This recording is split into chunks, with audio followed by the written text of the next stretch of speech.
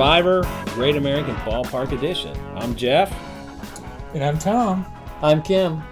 And we are the Three Old Reds fans coming to you from Studio 82, just down the street from our good friends at Beans, in the heart of Cedarville, the birthplace and final resting place of Bumpus Jones. Well, the trade deadline almost came and went as quiet as a weeknight crowd at GABP. But on this show, we'll talk about that a little bit because something just happened today. We have breaking news. Breaking news. We will talk about what will allow us as fans to survive the next 2 months of the rebuild and which players will survive this phase of the so-called rebuild. I considered calling this the Reds' Great Rebuild, but I've only seen a couple of glimpses that could be great so far. So, breaking news. We have a trade. The trade deadline. Woo, we did a trade. Not quite what we thought it would be. No. Cingrani for Scott Van Slyke. Not to be confused with Andy Van Slyke, although it is his son. But he hasn't had quite one of his sons. He's had multiple, I think, in the Has he? Well, league. I didn't, not a player I was too familiar with. Let's put it that way. Okay. And a guy named Hendrik Clementina, which just for the name you make the trade, Wow. right? Now, are they both minor leaguers? Or have they played? Well, Van Slyke has played in the majors since 2012. He's sort of had that up and down from AAA to the Dodgers off and on, This year, not a very good season. Last couple seasons, he's been like 196, 280, 308 slash line, He's never really established himself as full-time big leaguer.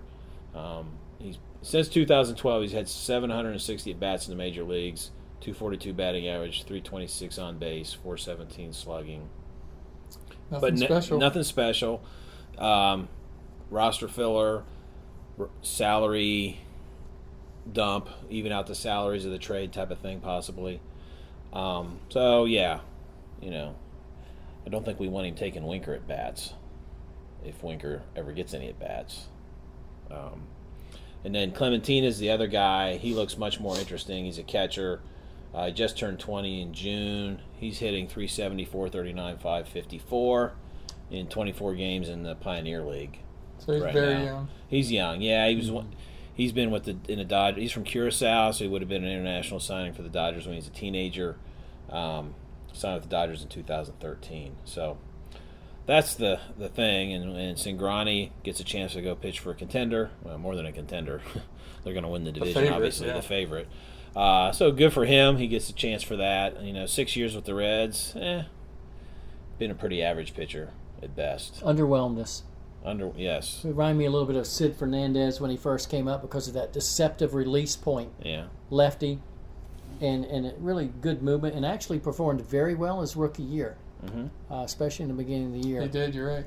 And I was hoping for a lot more from him. Right. I'll tell you, a week or so ago, we were expecting Zach Kozark to be the guy traded. Wow. And the DL, and so I guess we'll talk at another time about what's his long-term future later in the show. But or continuing to talk about that through the season, I suppose. Yeah, he can still be traded. Yeah, he still could be if he gets healthy and can get through waivers, which seems unlikely. It just depends what somebody might want to do, whether they want to pick up his salary or not. So we wanted to look at sort of the top three ways each of us will sort of look at what can we still enjoy about this season? How do we survive the 2 months as a fan? Just getting through it, and the things why watch? Why watch? Things get busy in the fall sometimes. I know I once get busy football with some comes on, stuff. the Buckeyes, it's hard to. Yeah. I'm not going to watch a Reds game over that necessarily when they're both on at the same time. I will keep track and switch back and forth. There's nothing better than your team being in the playoff hunt in the fall. Yeah. But there's nothing worse than them being in last place in the fall. Right. So, thinking of a top three, we'll start with you, Tom. What would be your number three on your list? The third in priority? Yeah. Let's count them down that way. I would say Sal Romano. I'd like to see how he develops as a pitcher. So when Sal's pitching, you want to pay him a little more attention, try to watch. I'll watch his curveball and see if he can develop and have better location through the year. What's your number three, Kim? I'm going to have to say our young pitchers, period. Obviously, Castillo. So overall, the whole pitching. Yeah, young because I'd pitchers. like to see not only Romano, because I felt bad for him the other night in the Marlins game when he just totally flubbed up that 1-2-3 DP and an EDP, as we like to say. And then Stevenson. Does Amir Garrett come back? It seems like I'm missing. Oh yeah, Cody Reed. Just the young pitchers. I'm interested to follow them, but Castillo heads that young pitcher list by far. Yeah, because really, these guys all have a chance to be a starting pitcher in the Major League Baseball this year. This is a big opportunity for these guys. Oh yeah, it is. And Castillo's the one who's taken advantage of it. He has. He's my number 2. I mean, of things that I would want to watch is when he pitches, I'm going to want to watch more. Well, third on my list is just watching Billy make plays.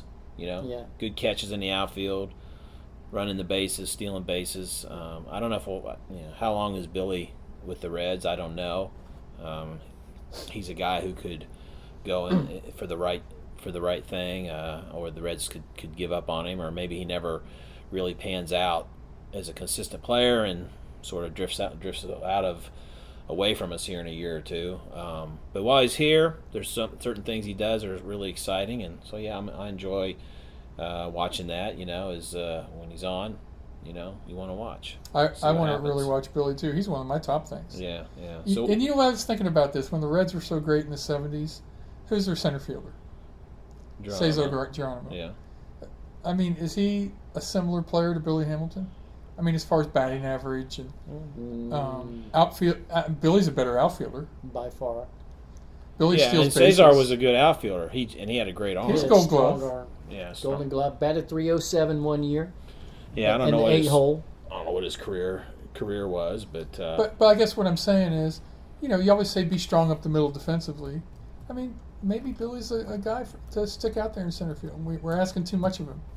Well, that's the whole thing about how many times we said, well, he's more of a 7th or 8th place hitter than a leadoff hitter just because of the batting, and so we're trying to get all of that out of him. So Geronimo in a 15-year career was a 258 hitter. I mean, could Billy be a 258? But in the good years, 74 he was 281, 257 in 75, 307 in 76.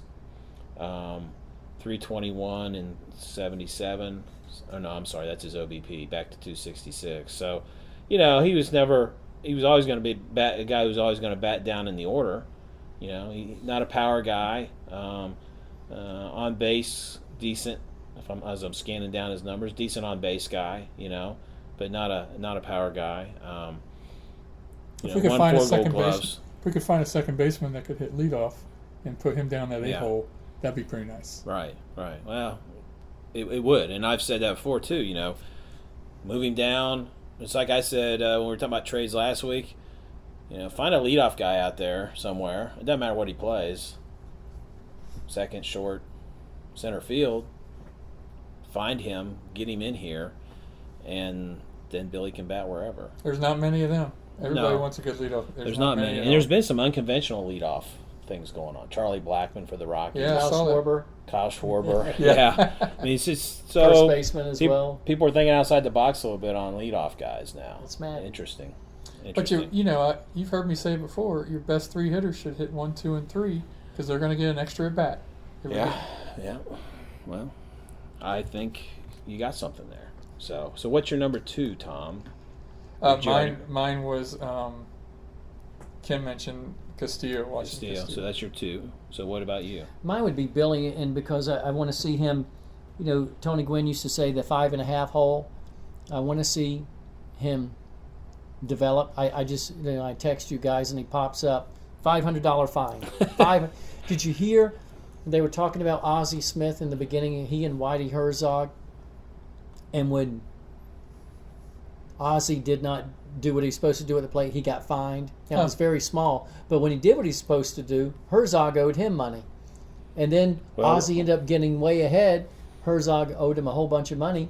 Whitey went up to him and said, okay, you get the picture. You know what to do now. The deal's off. Yeah. And so I'd like to see Billy do that. And fortunately, I've always loved statistics.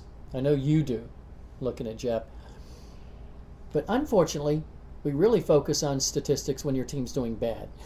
So having said that, I would like to see him stay healthy and win the stolen base crown. That'd be fun. He's led it the past 2 years. I agree. Late season injury, he's out, and a guy overtook him. Is he at 43 right now or something like that?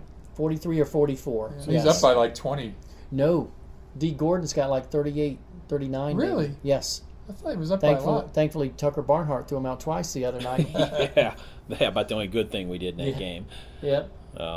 Okay, well, yeah. So Billy, I agree that making plays and you add to it. Let's win the stolen. See if he can win the stolen base crown. That would be cool. Mine is Shelbourne Duvall. How they continue to develop and just watching them hit home runs. I mean, it's fun. Home runs are fun. If those guys hit home runs, it makes it a little more interesting. So Chicks and Jeff dig the long ball. Oh, yeah, I dig the long ball. So that would be my second in terms of that. So number one for you, Tom. Joey Votto. I just like watching him hit. All right. I like watching his at-bats, how much he fouls off, how much he works them. I'll stop what I'm doing and watch him hit, no matter what the score is. Okay. So. Same here, and what I really like about Votto is he's just such a student of the game.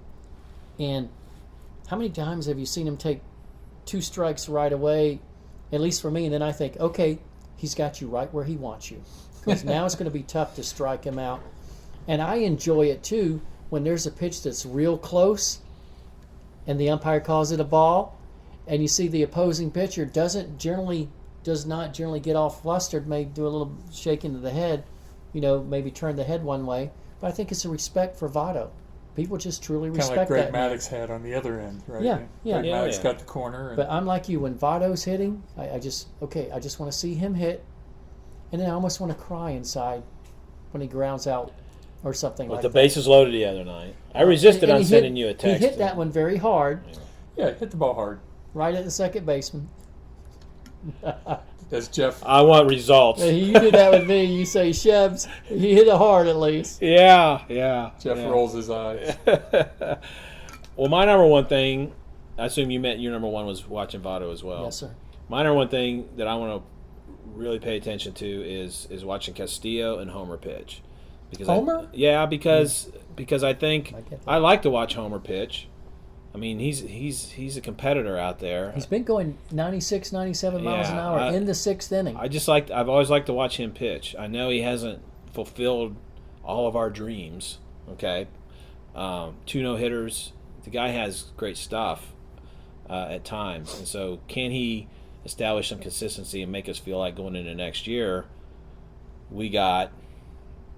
He could be a number 3 guy. Well, yeah, exactly, but I think he has shown that he can have number 1 stuff. I'm not putting that pressure on him to be this number 1 and be there's only a handful of elite number 1s anyway. Mm-hmm. But can you be a top 30 guy as a number 1? I don't know if he can. How old is Homer? I think he's 31.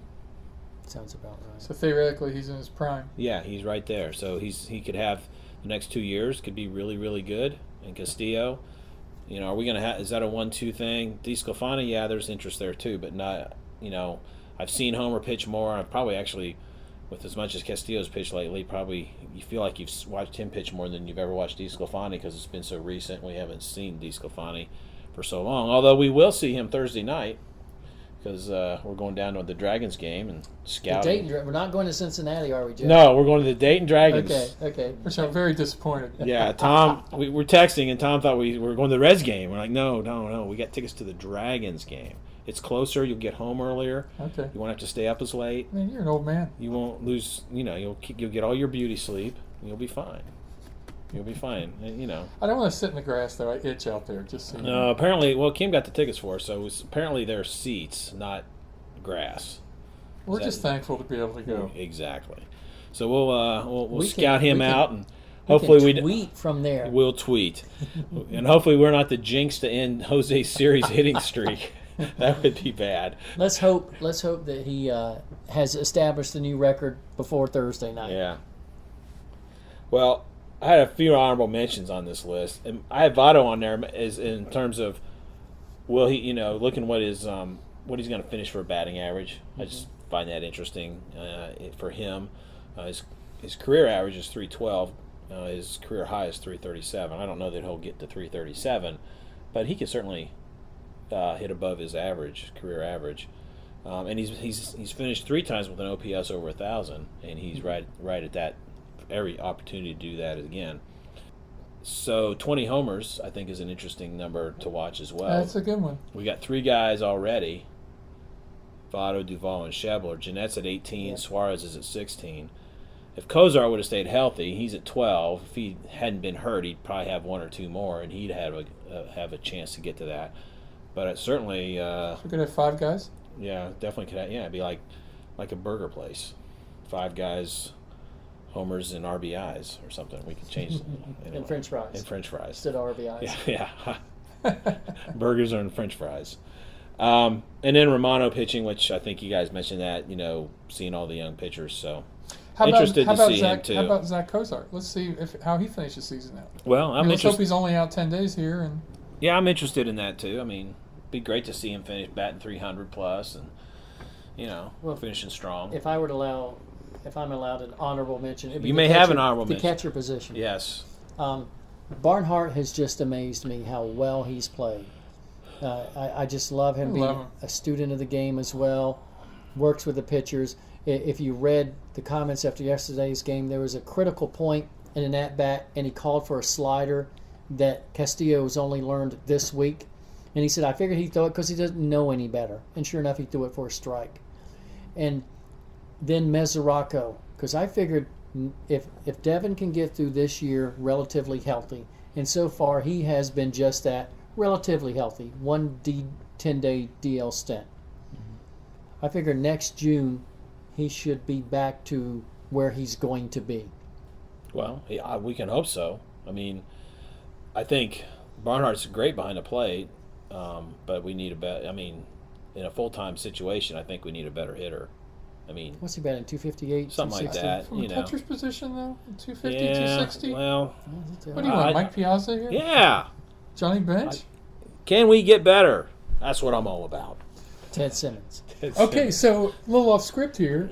Who would you replace right now in the Reds? What positions, not person? Oh, if I had my Yeah. druthers on, I'd We're like. not talking about pitching here. Okay, obviously. I'd rather have a more all around catcher full time. I'd like to have a second baseman who can contribute to the offense. That's a no-brainer. Okay. What else? I mean, those are the 2 key things, I think. I mean, more consistency from everybody, of course, but and find a spot. It'd be nice to find a spot for Winker. Yes. It really would, just to see what he can do. I mean, maybe he's not a long-term solution. Maybe he's like, this Van Slyke guy for the next 6 years. He's up and down, and he never really pans out. But maybe he has a chance to be a pretty good, solid major leaguer. I don't think he's a Hall of Fame talent, but he could be a decent, good player. I think you can debate a lot of positions, catcher, third base, right field, but there's no debate on second base. Second base has got to be upgraded for the Reds. Well, it sort of leads us to the next thing, like kind of which players, thinking of who's going to survive to next year on this roster, who's going to be gone. I mean, tradable guys, free agent guys that could get traded or released. I mean, I don't think there's very little chance we keep Kozart because we have too many other players to replace him anyways, right? Right. So I think he'll be gone. Well, he could. Depends on what the free agent market is like for him. Well, and how quickly you bring up Senzel. Yeah, and that has something to do with it. I mean, Sure does. I mean, free agent wise, the 3 guys are Kozart, Storen, and Feldman. Do you think any of them will be back? Well, Feldman is a 1-year deal. I could see him staying with the Reds because he's. I don't think he started much last year with Houston, if I'm correct. Whoever he's with. And so I think he's proven himself to be an effective or dependable 5th starter. 4 or 5 starter. Yeah. Definitely I fine. can go along with that. I mean, how much is a 4 or 5 starter worth? Are the Reds willing to pay that? Well, based on the experience this year, if they feel like other things are lining up, like maybe we could contend this year, you probably keep a guy like Feldman versus let's run the Stevensons and the Reeds of the world I in and agree. out of that spot and figure out, are we still going to play that game next Agreed. year? Because if being healthy, you've got Bailey, DeSclafani, and Castillo. Who's the four? And Well, Finnegan's going to come. Let's say Finnegan's going to come out of the pen. I would So think maybe so. they I threw. think Maybe we traded Lorenzen. Cingrani because we want to keep Peralta and we think Brandon Finnegan can be an effective guy out of the pen. So So Lorenzen, your starters that you were just saying make sense to me. yeah, and then a Lorenzen maybe, because he's apparently going to get a shot. That's a good thought. I hope He says he does. wants to, and Price has said we'll talk about it. So that could be the 5. Okay, what about Suarez at third base? Is that a guy we keep there and let develop, or move to shortstop if Cozart leaves, or do we try and replace him? I think I don't think you let him go. He's so young. Remember, Jimmy Leland advised Detroit, don't trade this guy, and they traded him. I was reading. He could be an Encarnacion. I was reading. Yeah, Let's hope not. I was reading on the criticism of Peraza, and people saying Zach Cozart, when he was this age, I believe was in Double-A and struggling. So looking at the development, Peraza, I would not want to get rid of him. no, he's too young. Put I him wouldn't at give up worst. on it. Put him at shortstop. Put Senzel at third. Let's hope Peraza continues to develop, has a better eye at the plate. What about a guy we haven't talked about here? What about Scooter? What do we do with Scooter? Scooter's very tradable. You'll never get more for him. Depends on. I like Scooter at the plate. Against righties, especially. He's crushing the ball. But he either makes an error or does something not very cleanly in the field almost I would every other night. I would argue it's because they're moving him all around. Well, It's pretty tough to go. That's Lately, he's second been at base. second base all along. that's possible. But one thing I remember hearing about why the Brewers let him go and His why glove? they replaced him, because they liked the other guy's glove a lot better. And The they third baseman? Yeah, and they weren't big on his glove, and so that was part of their reasoning for, we can let this guy go because we don't feel like with his glove we'll ever play him every day. Certainly, that anybody in the outfield, if somebody comes along with the right deal, I think they're tradable. When you look at, because there's control, right? People would want them. Iglesias, Lorenzen, any of the young starters that people want. You never know what team's scouting department just gets really sold on a guy. Like the Reds apparently were really sold on Luis Castillo more than the Marlins were. And maybe this catcher they traded for today is a guy they just love. And maybe they tried to sign him, when the Dodgers got him. Who knows? You never know about that kind of stuff. Some of the bench guys we got, Kivlehan, Alcantara, Turner, and Adelman, those guys, maybe even Feldman, but I think Feldman's a good chance they might keep him around. Those guys are They just parts. haven't shown They anything. could go in and out. We could, Yeah. I like Kivlehan the best of all those guys.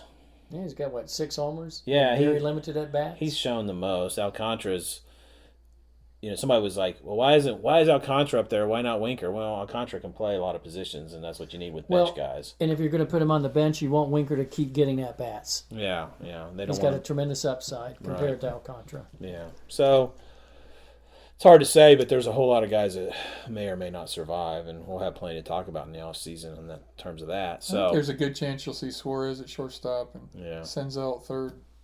yeah. Could. Very well could. So be sure to subscribe to our show on your favorite podcast app or at our home website at 3oldredsfans.podbean.com, and communicate with us through Twitter at 3oldredsfans and Facebook by searching 3oldredsfans. We will probably do some tweeting from the game Thursday night at Fifth Third Field.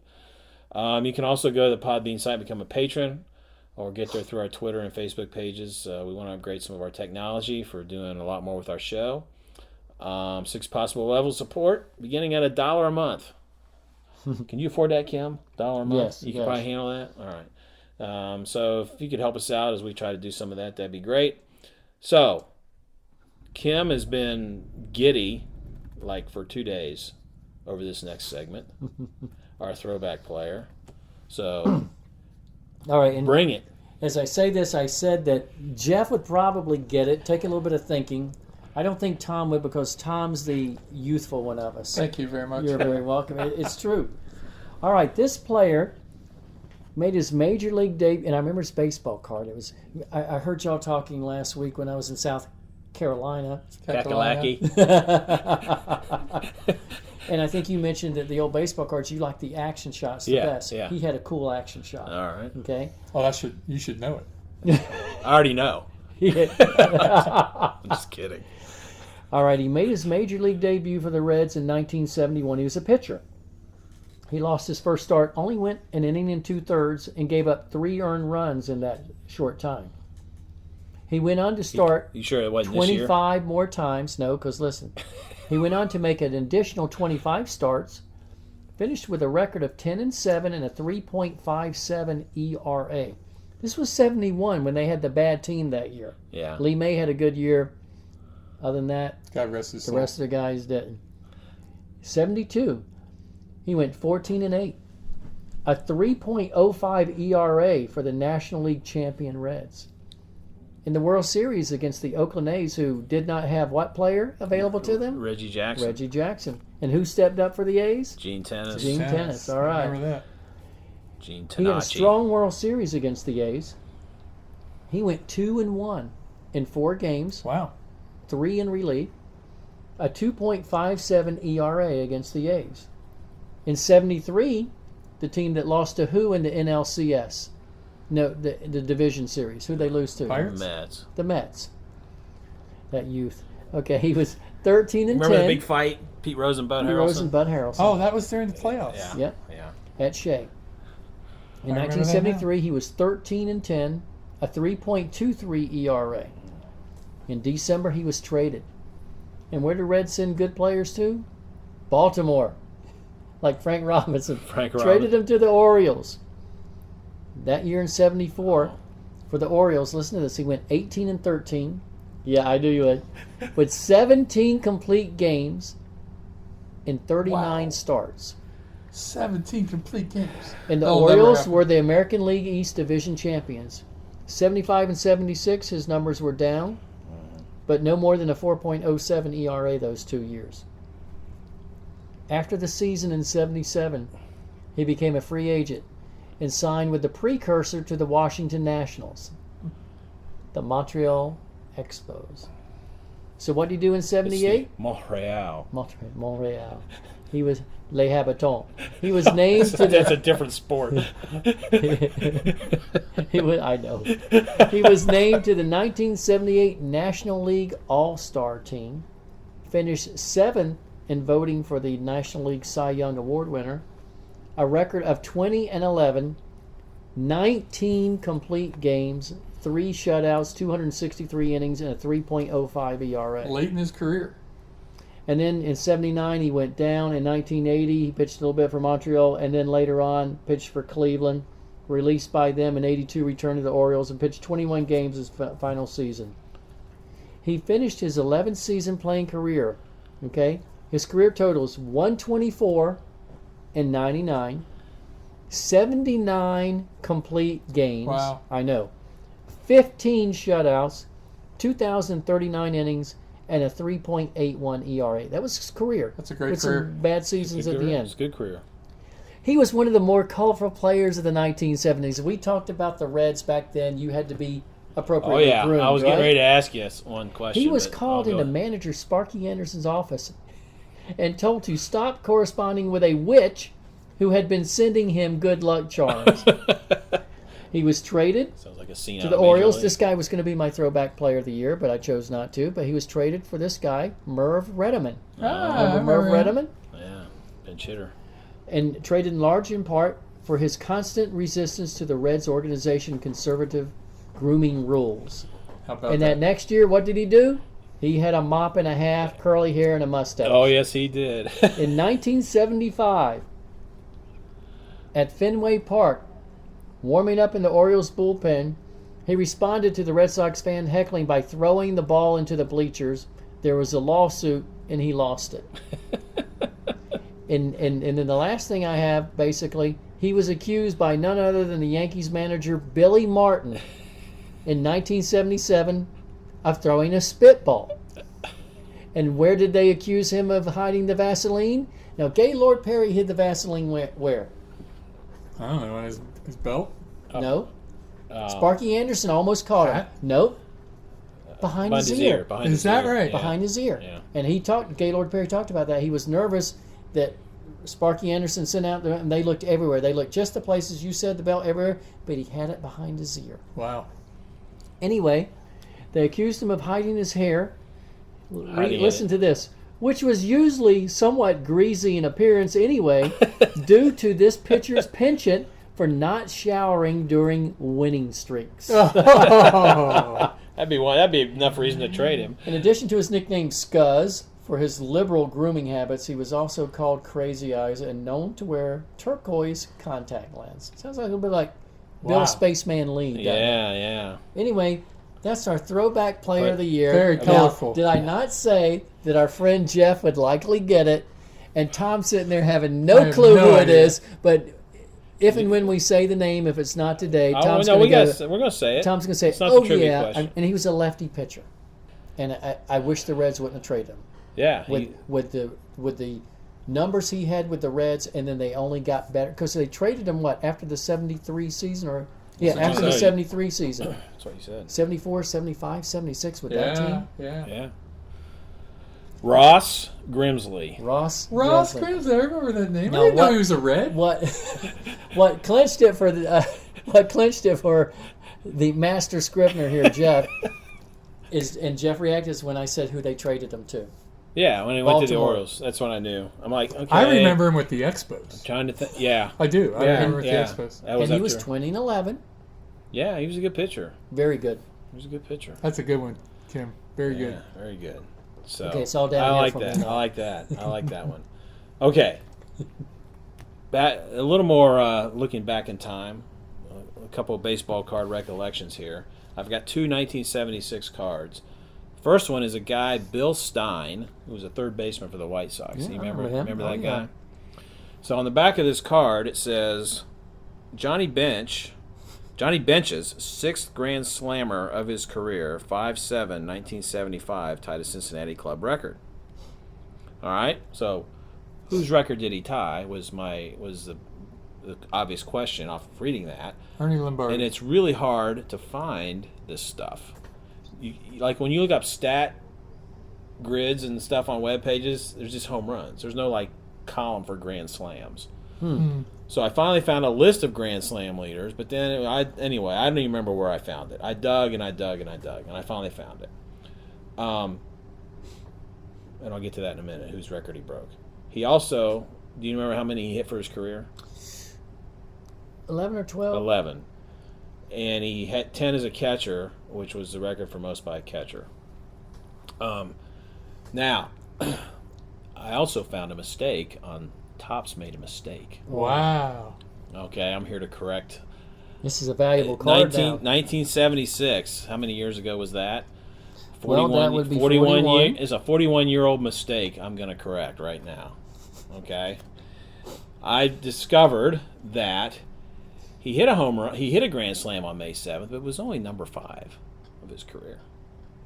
On May 26th, a mere 2 weeks later or so, he hit number 6 in a 5-4 win over the Expos to complete a Memorial Day doubleheader sweep. Wouldn't that be fun to go to Memorial Day to go to a doubleheader? Yep. I don't get to do that anymore. He tied Vada Pinson. That was going to be my guess. Oh, That I was should gonna be have my asked your You guess. did. I should have. I'm sorry. Because you're thinking Vada Pinson, you're thinking Frank Robinson, you're thinking Clue. Clue. I was thinking Vada Pinson. Yeah, Well, I was thinking all those guys. But I was Vada thinking Ernie Pinson, Lombardi. Who I heard somebody say recently, Frank Robinson to this day says belongs in the Hall of Fame. If you look at Pinson's numbers, he's a borderline guy. But Frank played with him during Vada's best years, and so that's Yeah. what he remembers. The men on base, of course, who were the 3 guys that batted in front of bench? Rose, Griffey, and Morgan, Yeah, they were all on base. He hit it off Steve Renko. who was a very good pitcher for the Yeah, Expos. not at that time yet. He wasn't very good, but eventually he got pretty good. The Reds were in second place at that time, 2 games behind the Dodgers, but this was late May. Of course, we know Back then they were the hated Dodgers. the hated Dodgers. Oh, yeah. That's Yes. a rival. the hated Dodgers. But as we know, they went on to win the World Series. So that was a Johnny Bench thing. Now I got a Dave Winfield card here. Of course, Dave Winfield is a Hall of Famer. This is when he was with his first team, which was the Padres. He's known mostly as a Yankee by now. And I found this interesting. A guy named Sam Jones hurled a shutout on July 26, 1934, and this is the oddity thing. No relation to Bumpus. No, not that I know of. Okay. His nickname, though, was Sad Sam Jones. If your name's Jones, you got to have a nickname because I guess there's so many of you. Too common, yeah. Yeah. He did it on his 42nd birthday and his 18th wedding anniversary. Yeah, good for him. So on his 42nd birthday. So I got to thinking, well, who's the oldest guys to throw no-hitters? I mean, not no-hitters, shutouts. Do you know who the oldest guy ever to throw a... Oh, anyway, let me tell you about Sad Sam Jones first. He is a Buckeye. He was born in Woodsfield, Ohio, and he's buried in Barnesville, Ohio, and that's in southeast Ohio, near West Virginia. He had a 229 and 217 record in 22 American League seasons with 6 teams. Wow, 229. Yeah, 22 seasons. He shut out the White Sox in the next to the last game that season. It was a 9-0 win over the Senators at Comiskey Park. 6 hits, no walks, 1 strikeout. Hall of Famers Joe Cronin and Heine Manouche were in the Senators lineup. It was not a record, though. I dug around. I don't know what the record was at the time. Cy Young threw 2 when he was 44 in 1911. May or may not have been a record at the time. So I looked and I found 2 records. I found who holds the current record, and then the 2 previous times it was broke. Who's he broke, and then who that guy broke. So do you know who has the current record for the oldest guy to throw a shutout? No idea. What decade? 2010. 2010. The guy. What's his name? The big guy. A lefty. For the Phillies. Yep. He's the only guy to throw shutout in 4 decades. Oh, I know it. I know it. Yeah, he couldn't break a pane of glass by the time he was 47 years old. I know what you're talking about. Okay. Yeah, he threw really slow. You're going to hate yourself. Give me the initials. JM. Jamie Moyer. Okay. So Jamie Moyer in 2010 set the record. The previous record was set in 1985 and came in this pitcher's 300th victory. Phil Necro or something. Phil Necro on the last day of the season when he was pitching for the Atlanta Braves. New York Yankees. Oh, really? Yeah, it's when he was with the Yankees. He broke a very legendary pitcher's record, who at age 45 in 1952 with the St. Louis Browns in 12 innings. No, this is in the 50s. That's really old. Walter Johnson. You're the young guy. How do you know Walter Johnson? I just know the name. Just throw it out there. One of these days, Walter Johnson will be the right answer. From now on, that's my guess. If we go over major league victories, right? Yeah. They were like 507 or something. Cy Young had the most, but yeah, Johnson had over 400 or something. Anyway, this guy reportedly was 45. Satchel Paige. Satchel Paige, yeah. Oh, How old is Satchel Paige? That was always a thing, right? Yeah. Never really knew how old he was. Let's look at last week's stumper. Joey Votto has the 2 highest single-season walk totals in Reds history. With 135 in 2013 and 143 in 2015. Who previously held the record? Did any of you guys guess this last week after we signed off? Or you weren't here? I wasn't here. I heard the question, but I refused to look it up. So Like, we're both probably thinking. Looking at the Big Red Machine, which is what I always seem to go to when there's hitting records. Yeah. I would say maybe Joe Morgan. What would you say? I would have said Morgan or Rose. I don't remember Rose having a great eye, but Well, I was going to go Kim's with guess Morgan is or Morgan Rose, or but Rose. Come on, pick one. I'll just say with Morgan as well. All right, Joe Morgan is the answer. Walked 132 times in 1975. pretty close to Joey's number. Yeah, one of his MVP seasons. So, all right, Tom, you're gonna wow us with your trivia knowledge here today. I don't know about that, but stumper from a little later, past the Big Red Machine. 1985. I was in college. Kim was probably married and having kids by then. 1985. What Reds pitcher won 20 games in 1985? Okay. And there's more interesting things about that person That we'll talk about next week. we'll talk about next year. But 1985, what Reds pitcher won 20 games? All right. Very good. Well, we will come back to that next week. Mm-hmm. But we're going to talk about Lee May, who just passed away. Before we do that, any updates on the EDP stat? No. No? No updates All right right. now. I'm going to keep asking for him. If we got a formula yet. All right. No formula. So what about Lee May? It was one of the great Reds, even though he was traded away. Yeah. And great nickname, The Big Bopper. the Big Bopper. And did I say this in the text yet? Jeff, did I say this in the text yesterday? He had the last home run in Crosley Field. Yeah, I heard that. Lee May. I heard that. Yeah. He that year they made that deal with the Astros was certainly a pivotal deal in Reds history. Mm-hmm. Trading Lee May was not, I don't think, real popular thing to do. Joe Morgan was a good player, but Joe Morgan wasn't who Joe Morgan became yet. Yeah, there was no one to the caliber of Lee May that they got. No. Lee May, well, the Reds traded 3 guys, and the Astros traded 5. So Lee May was the big deal in that trade. And then we got, of course, and we asked this question among ourselves yesterday, who were the 8 guys in that trade? And all of us knew 6 of them. Tom pulled out the 7th one, and then the 8th one nobody knew. So the Reds got Morgan, Geronimo, Dennis Menke, who played third base for, a year until they moved Perez to third. First. To first. They moved Perez to first then, when they brought Menke in. I got that out of whack. And then later, Rose moved to third to make room for George Foster. Yeah.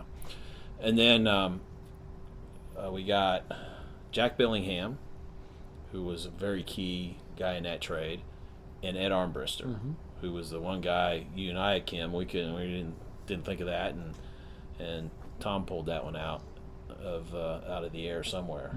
Yeah. And and then we gave up Lee May, Tommy Helms, who was a pretty popular guy for the Reds, played a lot. Was a regular second baseman, and a bench guy, a throw-in guy named Jimmy Stewart, not to be confused with It's a Wonderful Life. George Bailey. The actor George Bailey or anybody like that, but a guy named Jimmy Stewart. So. Yeah, I just remember Lee May. That was kind of a big deal to get rid of Lee May. I remember looking at the back of Joe Morgan's baseball card when we were little. And this question's for Tom, not Jeff, because Jeff would get it. On the back of the card, he'll get it right away. On the back of the card, you see all his stats, he is being Morgan's, when he played for Houston. But before they were the Houston Astros, Tom, who were they? I'm saying Texans because that's what the football team is. Yeah. Colt 45. Colt 45. Not one of our sponsors, by the way, but the Colt 45. That's right. I think it was a Texas kind of thing. Yeah, it's sort of a cool name down there, Yeah. And then they became the Astros with the space program coming in and everything. Yeah. Astrodome. And the Astrodome. The Colt 45 dome, I don't think would have had quite the ring to it. Would sound more like a shooting range. That's so Lee May. It was interesting too. He's in the Reds Hall of Fame, and he stayed connected to the Reds. He's probably stayed connected to maybe the Astros to a degree, and the Orioles because he went there and had a couple good years as well. But guys, it seems like guys stay connected to the Reds who played for the Reds a lot, and whether they finish their career there or not, we've seen that true of some other guys. Sean Casey comes to mind as well. Doug Flynn. Sean Casey, wasn't he like the Grand Marshal for the opening day parade 2 or 3 years ago? So you see a lot of that, and it was interesting on TV. It's like I don't really know much about the guy, but did you hear all the announcers talking about what a funny guy Lee May was? Yes. And everybody thought he was just one of the great clubhouse guys and a funny guy, and everybody had Lee May's stories like crazy. What, did you read the one with he and Jack Billingham? How he was going around telling everybody he hit some grand slam against Billingham and won the game. Billingham went and looked it up because Billingham couldn't remember it. And saw, I don't know if it was a grand slam, I think it was just a home run, and it was like a 9-2 loss. So he went to Lee May and said something to him about it, and Lee's response was, well, I hit it so deep you could have counted it for like 4 RBIs or 4 home runs or something. And then he had some story about Marty Brennaman. He had everyone convinced that Marty Brennaman worked for some organization out of Memphis, Tennessee before he got the Reds gig. And people would believe him because he was just so enthusiastic about it and laughing about it. And even Marty Brennaman spoke very highly of Lee May. Yeah. Very much liked him. And his brother played in the majors too, Carlos. And he's got a grandson in the White Sox organization who Carlos played with. Right. The White Sox. Yeah. Okay. Well, I think we're going to survive this season. What do you think? Still got Billy, Joey, and pitching to watch. Yeah, right? exactly. There's more seasons to come this season. I don't think I've ever been excited about the expansion of the 40-man roster, to see Winker play more, to see these young pitchers play more. It's fun. You know what would be and to great? see DeSclafani get healthy. You know what would be greater, even better about the 40-man expansion? Is if the DH came in. We could play the DH in September I in the knew National it was League. coming. Wouldn't that? Crash Davis hated the DH. I don't care. Crash Davis is a fictional character. Okay? The DH is a fictional position. No one, it was not even there. Oh, They just created the position. I'll give you that one. You give him that one? Yeah, but these pitchers, everybody wonders why they can't bunt and hit, because it's the first time they've ever had to, and Look since like they were in Castillo Little did League. yesterday. Bunt, Well, hit, I and know, then another sacrifice. I know. Well, there's a few outliers. A few. Before we go, guys, I want a one-word answer. Next week, will we be talking about a Reds team that has emerged from this funk and is playing more like the 500 team or better that we were expecting, or at least hoping for, in the second half? Tom? No, they won't. No. They will not have emerged from the funk. No. Yes, no, or maybe? No. My answer is yes. They Like will be that. out of the funk. I like that optimism. We both hope you're right. But if the funk continues, we at least have our top 3 survival comforts, right? And we suggest you make your own list. Lest we end on a negative note, you guys and your 2 big no's. Well, you asked the question. I did. You were honest. Unless lest we end on that negative note, as we always say, go Reds. Go Reds.